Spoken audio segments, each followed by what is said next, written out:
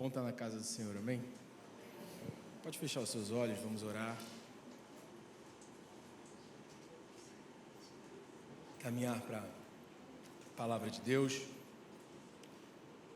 Você já pode deixar a sua Bíblia aberta aí no livro de Eclesiastes, no capítulo 12, no versículo 13. E o tema da mensagem nessa manhã é o temor do Senhor. Senhor, nós te louvamos e te entregamos o nosso louvor, a nossa vida, os nossos pensamentos agora, Senhor, que sejam levados cativos ao Senhor. Te entronizamos, Senhor, e levamos o Seu nome ao mais alto lugar aqui nesse dia. O Senhor é digno de glória e de honra. Nós precisamos e dependemos do Senhor, Jesus. Então fale aos nossos corações, que a Tua palavra venha como um martelo que esmiuça a rocha. Que o Senhor ache lugar, Senhor, que a Tua palavra venha penetrar os nossos corações. Converte os nossos corações, muda os nossos corações, transforma os nossos corações, nos desperta para aquilo que nós precisamos despertar, acorda a Sua igreja para aquilo que ela precisa ser acordada, Senhor, nesse dia, a cada um de nós, Senhor, do mais novo ao mais velho, do mais novo convertido ao mais antigo convertido aqui nesse lugar, Senhor. O Espírito Santo faz a Sua obra, nós te damos lugar aqui, em nome de Jesus Cristo. Amém. Irmãos, o tema da mensagem de hoje é o temor do Senhor. Abra sua Bíblia em Eclesiastes 12, 13. O contexto do livro de Eclesiastes, na verdade, esse versículo, ele é a conclusão, o arremate daquilo que Salomão refletiu ao longo de todo o livro. Antes da gente ler o versículo 13, Eclesiastes é uma leitura a gente tem que fazer muito atento, porque em algumas partes é complexo. Por isso que a gente tem que estar bom com uma Bíblia de estudo, em oração, obviamente. Mas basicamente, Salomão ele vai discorrer em Eclesiastes, procurando e ali escrevendo enquanto pensa, né? Com toda a base da sua experiência de vida, daquilo que ele viveu, sobre o sentido da vida.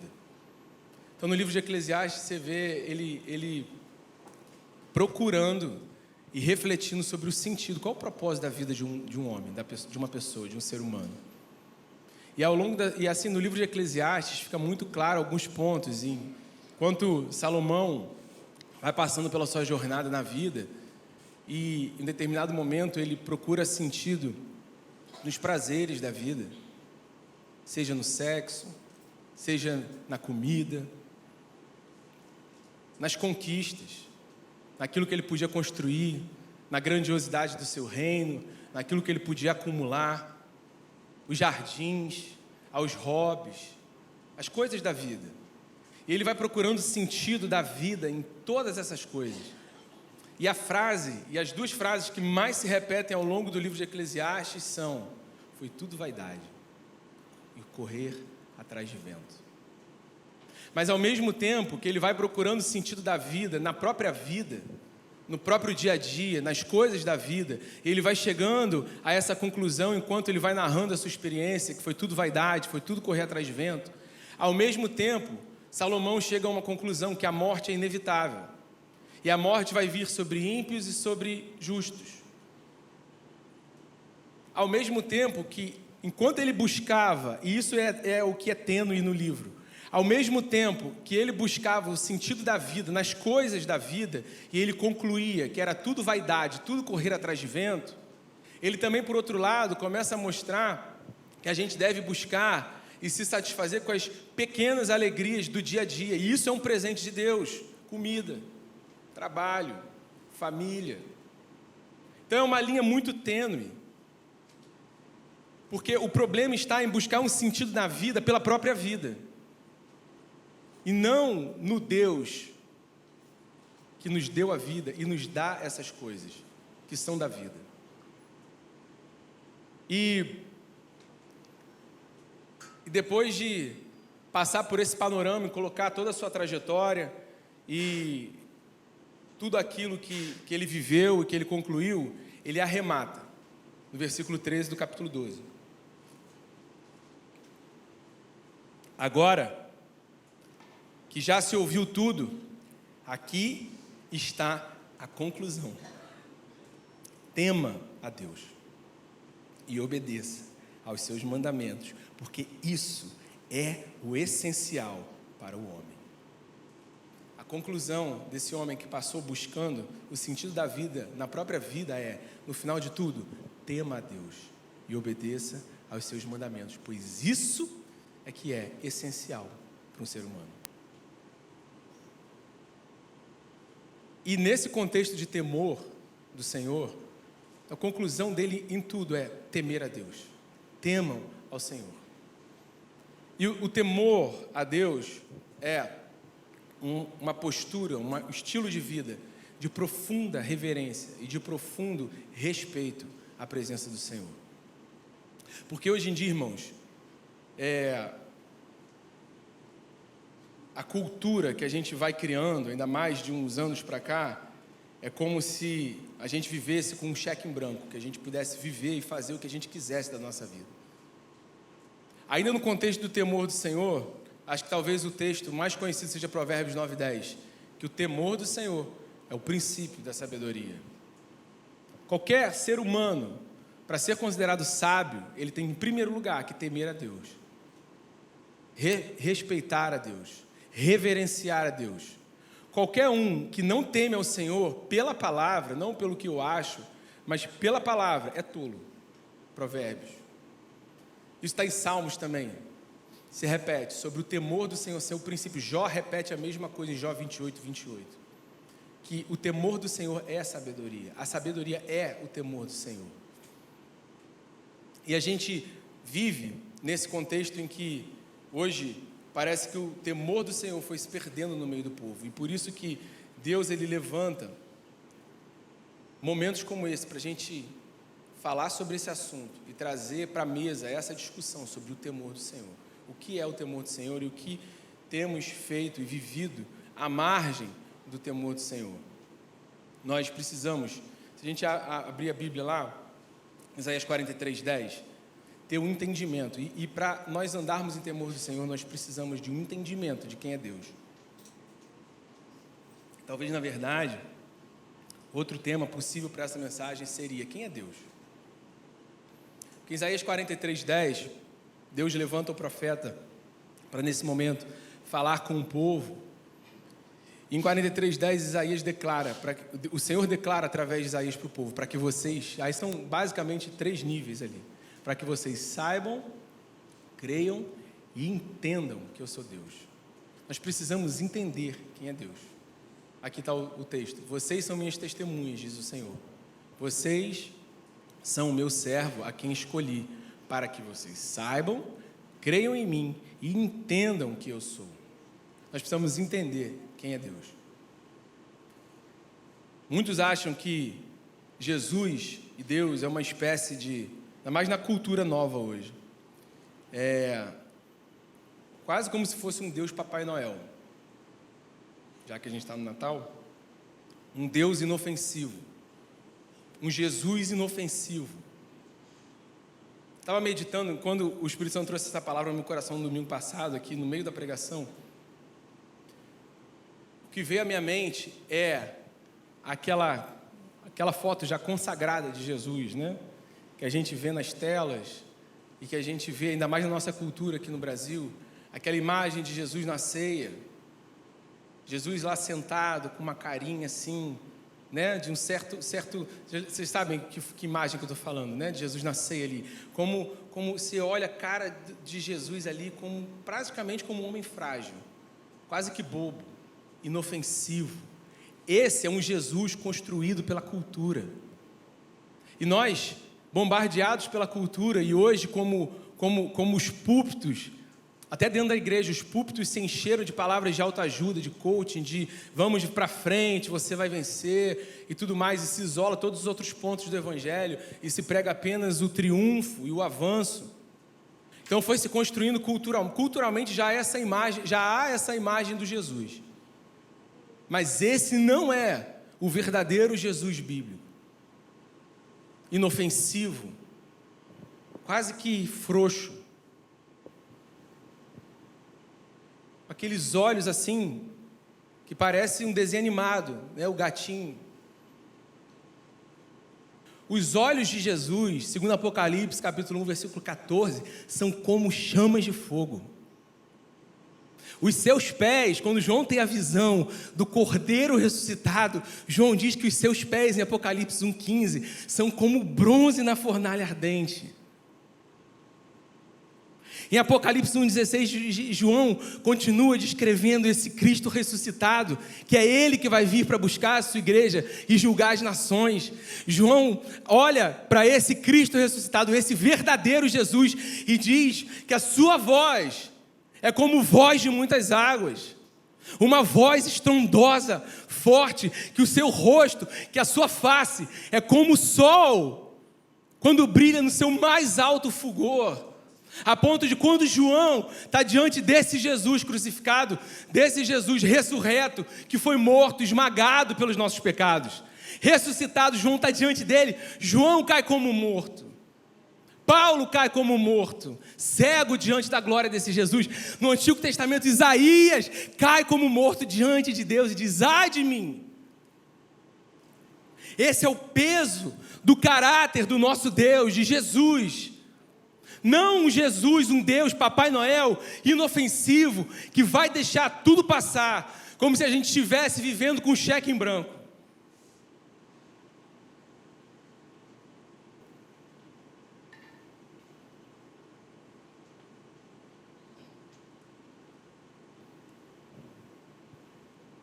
João, em Apocalipse 1,16, na visão do Jesus verdadeiro,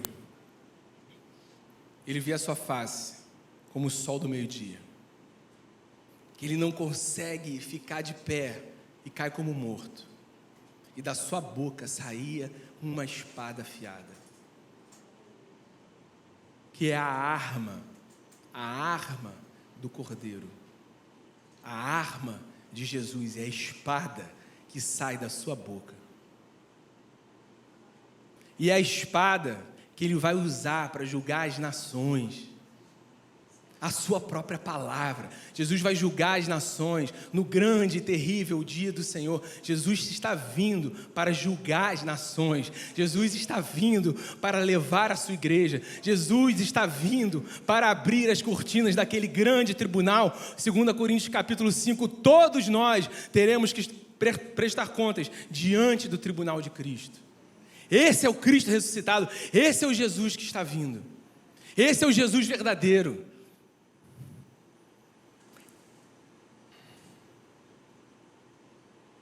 Esse é o Jesus verdadeiro.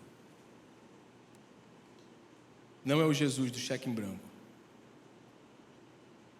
Não é o Jesus. Não é o Deus que nos concede uma graça como um cheque em branco. Romanos capítulo 6. Que diremos, pois? Versículo 1. Continuaremos a pecar para que a graça aumente? E o próprio apóstolo Paulo diz: não, de maneira nenhuma. Ele vem explicar o que é a graça, como não abusar da graça. Mas por quê? O que leva uma pessoa, um cristão, a se mover para esse lugar de viver de qualquer jeito? Falta de temor do Senhor, que é o princípio de toda a sabedoria. Que foi a conclusão que esse homem chegou, tido como o mais sábio do mundo, viveu a vida pela vida, buscou o sentido em tudo e disse, ele concluiu: temam a Deus, temam ao Senhor e obedeçam aos seus mandamentos, porque isso é o essencial para o ser humano. Esse não é o verdadeiro Jesus daquele quadro. A vista, irmãos, a visão do julgamento é uma visão terrível.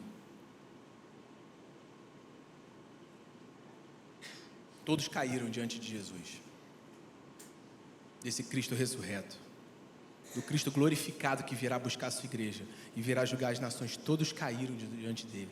E sabe de uma coisa? Todos vão cair diante dele. Todos vão se dobrar diante dele. Porque a palavra diz que Deus o exaltou à mais alta posição. E lhe deu um nome que é sobre todo nome. E a esse nome, ao nome de Jesus, todo joelho se dobrará. e toda boca confessará que Ele é o Senhor. A questão é se já fazemos isso em vida, porque é inevitável, inevitável. Todo joelho vai se dobrar diante de Jesus no último dia. Esse é o Jesus verdadeiro. E a gente precisa de temor, temer ao Senhor. A visão do julgamento, irmãos, é uma visão terrível. Abra em Mateus 25, 41.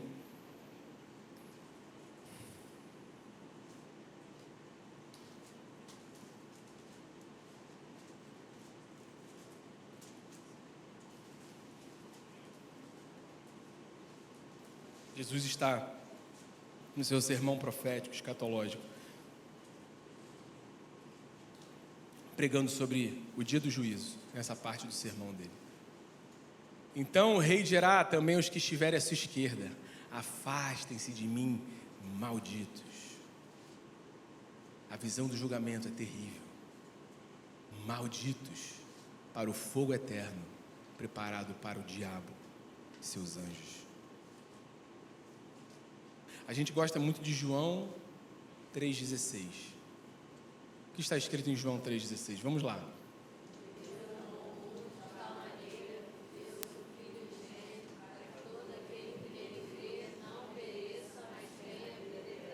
Tremendo. Deus é amor. Deus é amor. Ele amou o mundo de tal maneira que deu o seu único filho. Mas vamos lá para o João, o mesmo capítulo de João, para o versículo 36. Por isso, quem crê no Filho tem a vida eterna. Quem se mantém rebelde contra o Filho não verá a vida, mas sobre ele permanece a ira de Deus. Deus é irado. A ira de Deus é um atributo de Deus. A ira de Deus não ficou restrita ao livro de Malaquias, que é o último livro do Antigo Testamento. E agora, a partir de Mateus, a ira desapareceu do Senhor. Isso é até um erro de premissa racional. Deus, nele não há sombra de variação. Ele é o mesmo ontem, hoje e será para sempre. O nosso Deus não muda. Aquele Deus que lá no Antigo Testamento a ira dele se acendia, a ira dele que se acendeu contra Uzá, a ira dele que se acendeu contra Balaão, a ira dele que se acendeu contra o povo, enquanto Moisés subiu e eles fizeram o bezerro, a mesmo Deus, a mesma ira que se acendia contra o povo, permanece. A ira de Deus é um atributo de Deus, tão perfeito, tão maravilhoso, tão divino, quanto o amor, quanto a misericórdia, quanto a graça. A ira de Deus é um atributo da perfeição de Deus. A ira de Deus é perfeita.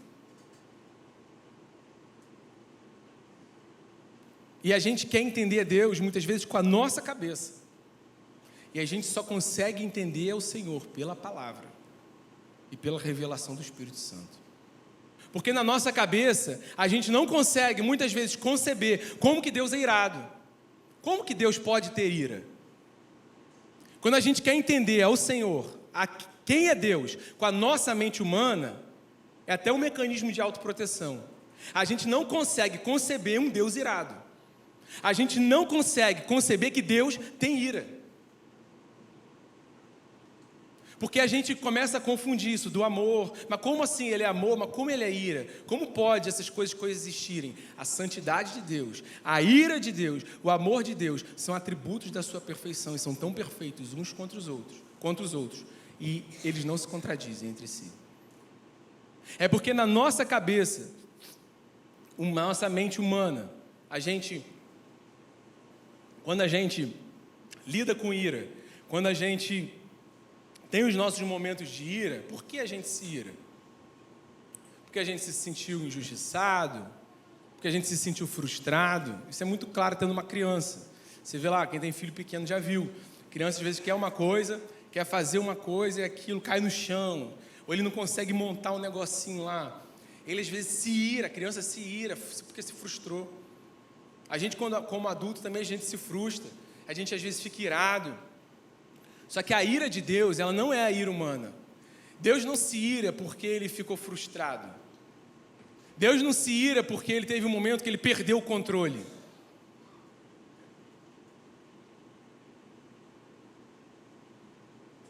A ira de Deus é uma das manifestações da justiça de Deus e da perfeição de Deus. A perfeição de Deus e a justiça de Deus se manifestam na ira de Deus. Um Deus santo, um Deus perfeito, um Deus justo, a sua ira se manifesta como resposta a esses atributos.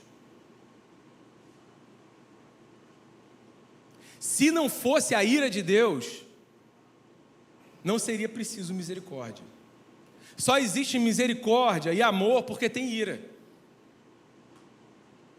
Uma vez, acho que logo, sei lá, uns 2 anos atrás, aqui um irmão, aqui num esforço meio esvaziado, perto do carnaval, fez essa pergunta: mas como que Deus pode ter ira? Não sei se vocês lembram.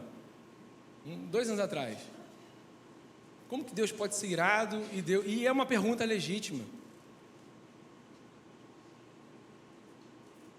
Mas só existe misericórdia e só existe amor porque tem ira. Porque de que você é salvo? De que eu sou salvo? Você acha que a gente é salvo do inferno? O inferno é a consequência, a gente é salvo da ira de Deus. Sobre quem se permanece rebelde ao Filho, sobre ele permanece a ira de Deus. E aí, por conta da ira de Deus direcionada, aquela pessoa que se manteve rebelde a Jesus, é que aí o inferno é a consequência. Mas nós não somos, preliminarmente, nós não somos salvos do inferno, nós somos salvos da ira de Deus. Efésios capítulo 2, o texto mais brilhante e lindo para falar da salvação. Antes, vocês estavam mortos, todos nós aqui, nas nossas transgressões e delitos, que costumávamos andar em outrora, seguindo a vontade do príncipe do poder do ar, fazendo as vontades da nossa carne, nas quais vocês andam no outro tempo, segundo o curso desse mundo, segundo o príncipe da potestade do ar, do espírito que agora atua nos filhos da desobediência. Colossenses, Paulo fala que Jesus, quando ele vai na cruz e ele ressuscita, ele quebra o muro de inimizade. Há um muro de inimizade entre qualquer ser humano ao nascer, da natureza humana, de cada ser humano aqui, um muro de inimizade entre qualquer um de nós e Deus, por causa do pecado. Há um muro de inimizade, e esse muro, ele só é quebrado se a gente está em Cristo, porque Jesus quebrou esse muro que fazia a separação entre o homem e Deus, e segundo Hebreus, ele abriu um novo e vivo caminho pelo seu sangue, porque antes havia um muro de inimizade, um véu separava, e quando Jesus vai na cruz e triunfa sobre os principados e potestades, vence a morte, toma a chave das mãos do diabo, a palavra diz que o véu se rasga de cima a baixo. É esse novo caminho. Mas a ira de Deus, ela existe e ela permanece.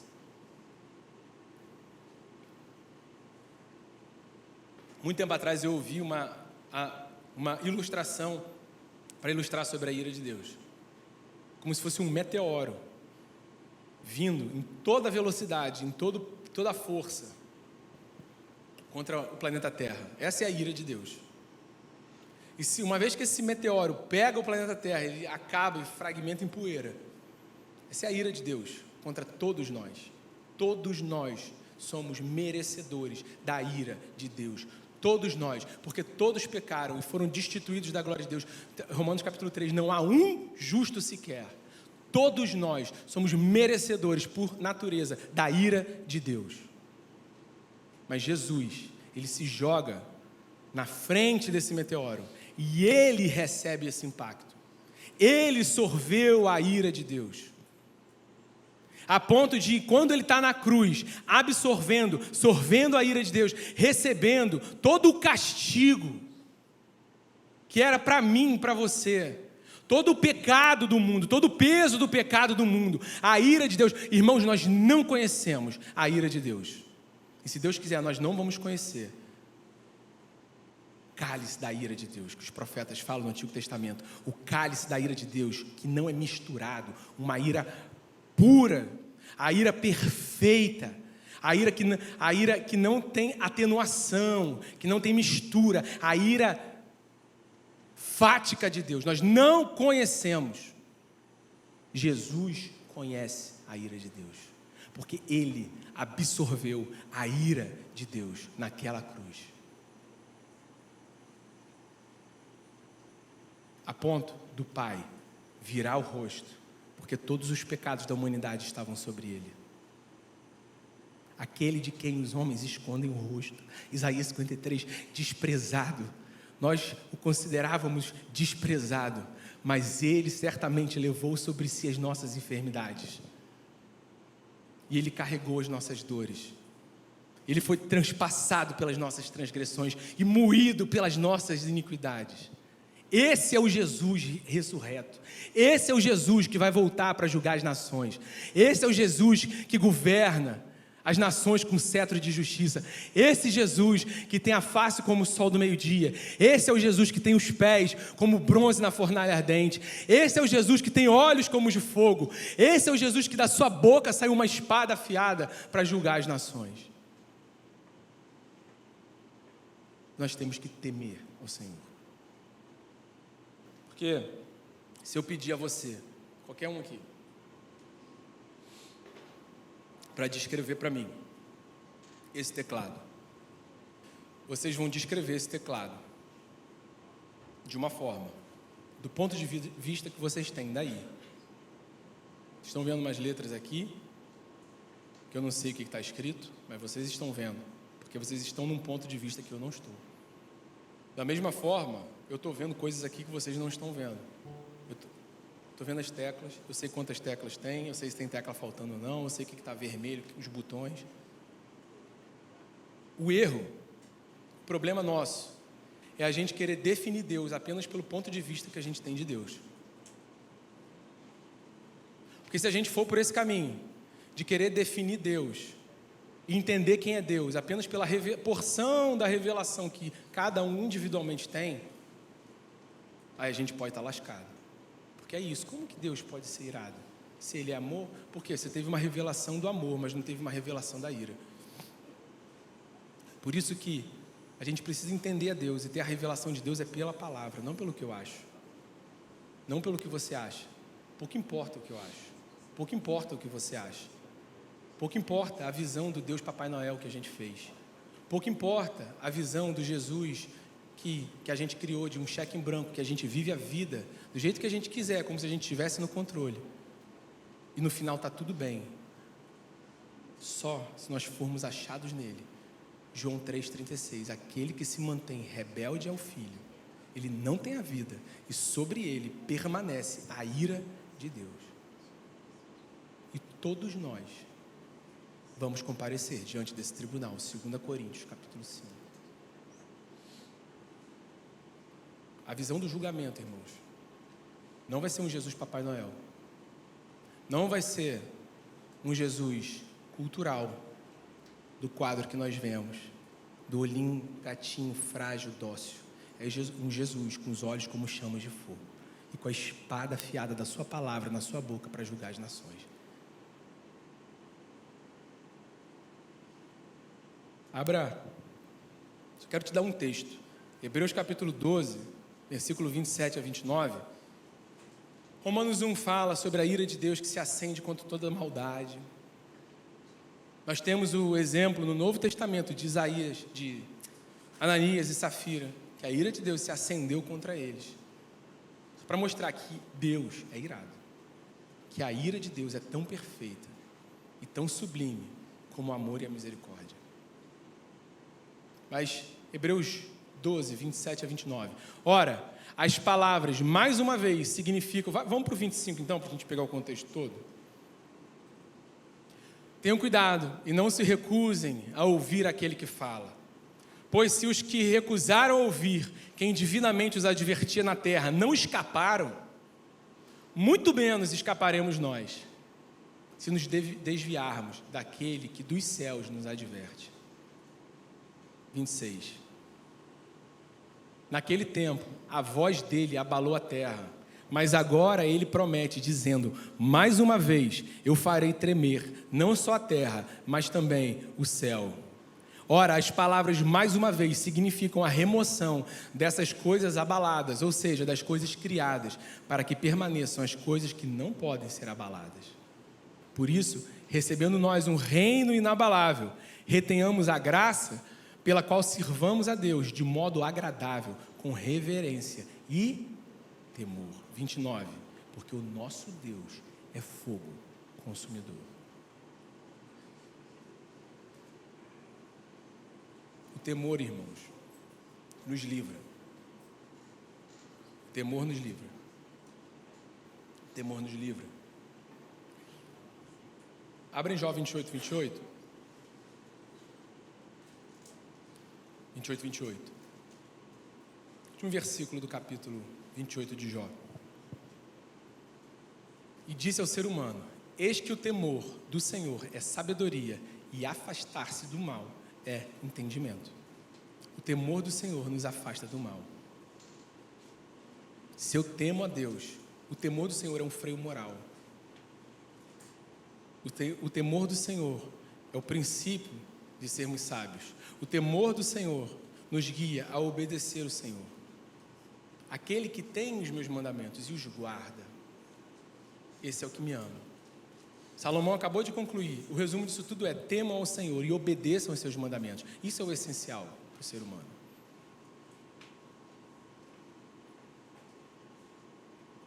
O temor do Senhor. Nós precisamos viver e entrar nessa forma do temor do Senhor. 2 Coríntios, capítulo 7, versículo 1. O que a palavra diz? Olha o valor do temor do Senhor. Portanto, meus amados, tendo tais promessas, purifiquemo-nos de toda impureza, tanto da carne como do espírito, aperfeiçoando a nossa santidade no temor do Senhor. O temor do Senhor aperfeiçoa a nossa santidade. Quando nós decididamente nos separamos, Deus ele vai santificar tudo aquilo que está separado. Então, se eu decido me separar, é uma decisão. Eu consigo me separar? Não. Você consegue se separar? Não. Essa é uma obra do Espírito Santo, a santificação. Mas eu também tenho que desejar me separar. Davi conclama todos a isso no Salmo 34, 9. Temam ao Senhor os seus santos. Quando eu decido me separar, o Espírito Santo e o Senhor vê esse movimento, ele nos santifica. Aquilo que está separado. E o temor é que me conserva nesse lugar de santidade. O temor do Senhor que vai nos aperfeiçoando na santidade do Senhor. E sem santidade, você sabe, em Hebreus, o que diz? Ninguém verá a Deus. Ninguém verá a Deus. Não adianta ser pastor, pregador, cantor, pintor, agricultor, jogador. Ninguém verá a Deus sem santidade. E o temor do Senhor é que aperfeiçoa essa santidade. Eu quero trazer a título de último exemplo, Gênesis 39, capítulo 9, versículo 9. Nesse contexto ainda do temor do Senhor, porque a história de José. Todo mundo aqui sabe da história de José. Foi vendido pelos seus irmãos, jogado num poço, se feriu, sua manta lá, sua túnica ficou suja de sangue, sujaram com o sangue dos animais, mas se feriu porque caiu num poço. Então estava ferido, foi vendido como escravo, e aí foi para o Egito. Aí tem um momento da sua caminhada que ele chega na casa de Potifar. Vocês lembram dessa história? E José começa a prosperar na casa de Potifar, e aí chega um momento em que ele sozinho em casa, com a esposa de Potifar, o seu senhor ali naquele momento. Potifar estava no trabalho, José como governante da casa de Potifar, tomando conta de todas as coisas. Chega uma hora que a esposa de Potifar coloca os olhos em José e vai dar o bote em José. E aí José resiste àquilo, né? À luz do que Tiago também fala na palavra, resistam ao diabo e ele fugirá de vós. Então, José resiste àquela tentação. Agora, o que é tremendo é a gente enxergar no texto de José o que levou José a fugir disso. Porque na nossa cabeça a gente podia pensar em primeiro lugar, que é natural humanamente, José era solteiro, estava na casa de Potifar. O cara deixou a casa dele para eu tomar conta. O cara me tirou de um lugar de escravidão, me colocou aqui, eu sou grato a esse cara. Eu não posso fazer isso, cara. Esse cara, não posso fazer isso, essa mulher está vindo, mas eu não posso, porque Potifar. Nada a ver. Gênesis 39, 9. Não há ninguém nessa casa que esteja acima de mim. Ele não me vedou nada, a não ser a senhora, porque é mulher dele. Agora, então, olha só, ele falando com a mulher de Potifar, olha só, não tem ninguém nessa casa que é maior do que eu, para tomar as decisões aqui, para cuidar dessa casa. O seu marido me confiou isso tudo. Posso fazer o que eu quiser com essa casa, basicamente o que ele está falando, menos com a senhora, porque a senhora é propriedade dele. Aí, naturalmente, então assim, como que eu vou fazer isso contra Potifar? Mas olha como que ele arremata. Como, pois, cometeria eu tamanha maldade e pecaria contra Deus? O temor de José era ao Senhor. E o temor de José ao Senhor foi o freio para ele. Por isso, irmãos, que é o princípio de toda a sabedoria, é a gente andar no temor do Senhor. Se a gente for andar para não fazer as coisas, para não magoar o fulano, não frustrar o ciclano, não fazer isso, errar contra o ciclano, a gente pode se perder. Mas se a gente tiver temor ao Senhor, como, pois eu cometeria tamanha maldade contra Potifar? Era o arremate natural do discurso dele. Mas ele não, como eu cometeria tamanha maldade e pecaria contra Deus? Porque José tinha o temor do Senhor. E por isso que eu falei aqui mais cedo, o temor do Senhor, ele nos livra.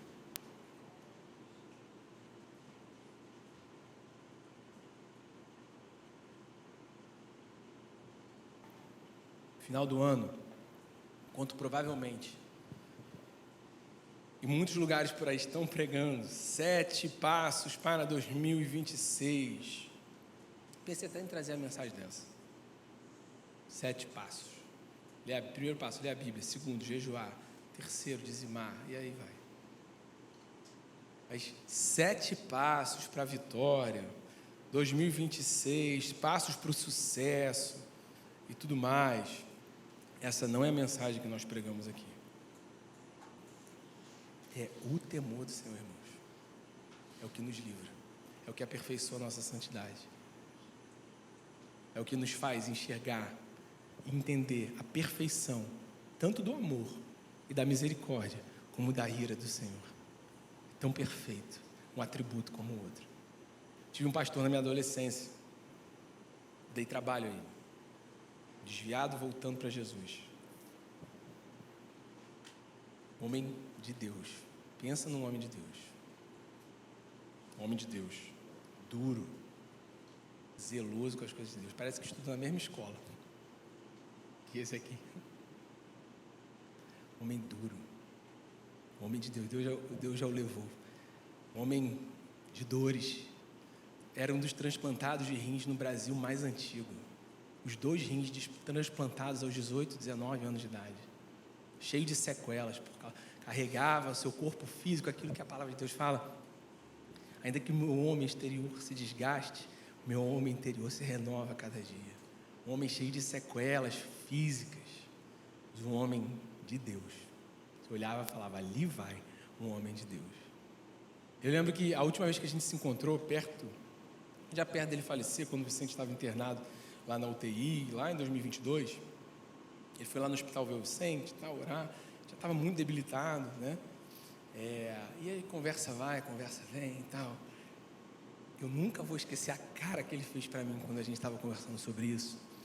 Ele falando sobre a presença de Deus e tudo mais, ele falando sobre a rotina dele, todo dia acordava naquele mesmo horário, e primeira coisa, ele ia para a varanda dele e ficava ali na presença de Deus, e orava, ele lia a Bíblia, ficava todo dia. Eu falei, todo dia? Mas não tem um dia, pastor Paulo. Não, todo dia. Eu falei, mas você consegue fazer todo dia, exato? Aí ele virou para mim com uma cara, eu tenho temor. Algo genuíno, assim. Tipo, como não faria isso? Como poderia ser diferente? Eu tenho temor. É o temor, irmãos, do Senhor. O temor do Senhor é o princípio da sabedoria.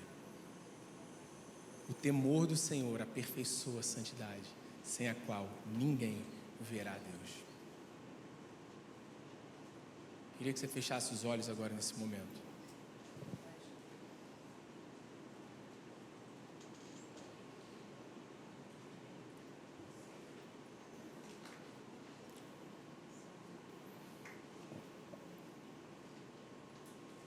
Deixa nesse silêncio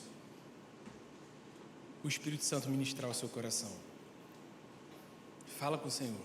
Senhor, fala comigo. Senhor, revela a mim aquilo que foi pregado. Revela a nós, Espírito Santo, a tua palavra. Não queremos, Senhor, viver no oba-oba. Não queremos perder de vista, Senhor.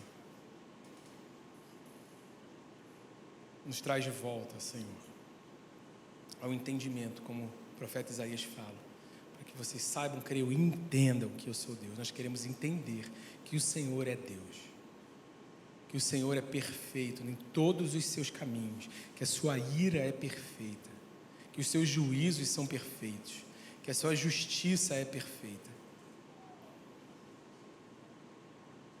Se revela a nós, Senhor. Venha com um peso de santidade sobre nós, Senhor. Venha com um batismo de santidade sobre a sua igreja, Senhor. Venha alinhar as nossas veredas, Deus. Venha aprumar o nosso caminho, Senhor. Como diz o profeta Osés, você tem um prumo nas mãos. Você tem um prumo nas mãos, Senhor.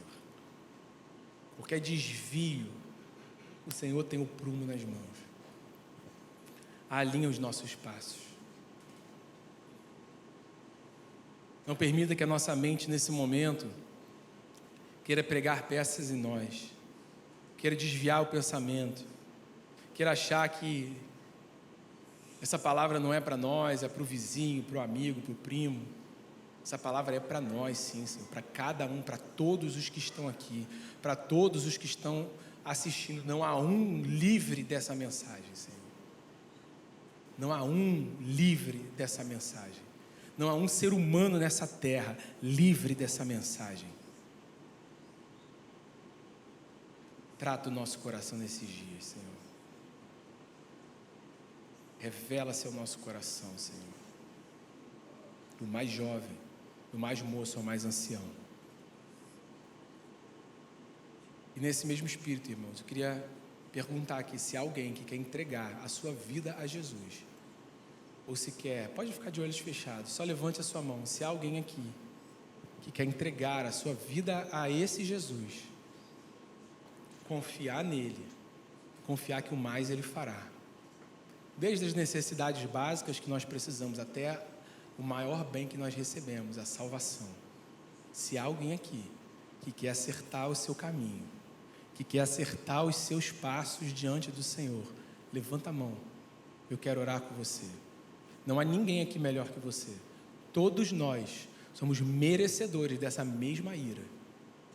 Se você identifica que você precisa acertar o seu caminho, acertar os seus passos, entregar o seu coração para esse Jesus verdadeiro, não para esse Jesus cultural da parede, com olhos de gatinho, mas para esse Jesus que tem olhos como chama de fogo, que da sua boca sai uma espada afiada. Se você quer entregar a sua vida, acertar os seus passos com esse Jesus, e Ele vai te capacitar pelo Espírito Santo dEle a trilhar esse caminho, a viver na presença dEle, porque homem nenhum consegue viver na presença dEle se não for pela obra do Espírito Santo. Se esse é você, levanta sua mão, que eu quero orar contigo, em nome de Jesus. Amém, Senhor. Amém, Senhor. Amém, Senhor. Senhor, eu oro pelos que levantaram a mão, Senhor, querendo acertar a vida contigo. Se revela, Senhor. Não é pelo muito falar, mas é pela tua revelação. Então se revela, Senhor, por amor e misericórdia. Espírito Santo, que já habita nesses corações, capacita cada um que levantou a mão, Senhor, a viver na tua presença, a trilhar esse caminho reto, que haja arrependimento, que haja confissão de pecados, Senhor, que haja transformação, que haja mudança de vida, Senhor. Que cada irmão aqui, a começar de mim, que a gente não ache que nós somos o agente passivo nessa relação, Senhor, que ficamos esperando o Senhor fazer apenas, mas nós queremos desejar também andar nesse lugar reto. Nós queremos andar no temor do Senhor. Então, a cada irmão que levantou a mão, que já mostrou esse desejo, Senhor, Espírito Santo, entra por meio dessa legalidade, transforma a vida, transforma o coração, se revela, Senhor, capacita a andar nos seus caminhos, a resistir o dia mau, Senhor, a resistir ao diabo, a se dar para o Senhor. Fica conosco, Senhor, o teu Espírito, que não passe de nós o teu Espírito, que não passe de nós, e nos enche de alegria da salvação, nos encha com a alegria da salvação, nos encha com a alegria, Senhor, de salvos, de redimidos, que estão aqui esperando esse Jesus glorioso voltar, que a gente produza frutos, Senhor, frutos na tua presença, frutos para o teu reino, em nome de Jesus, Senhor. Amém.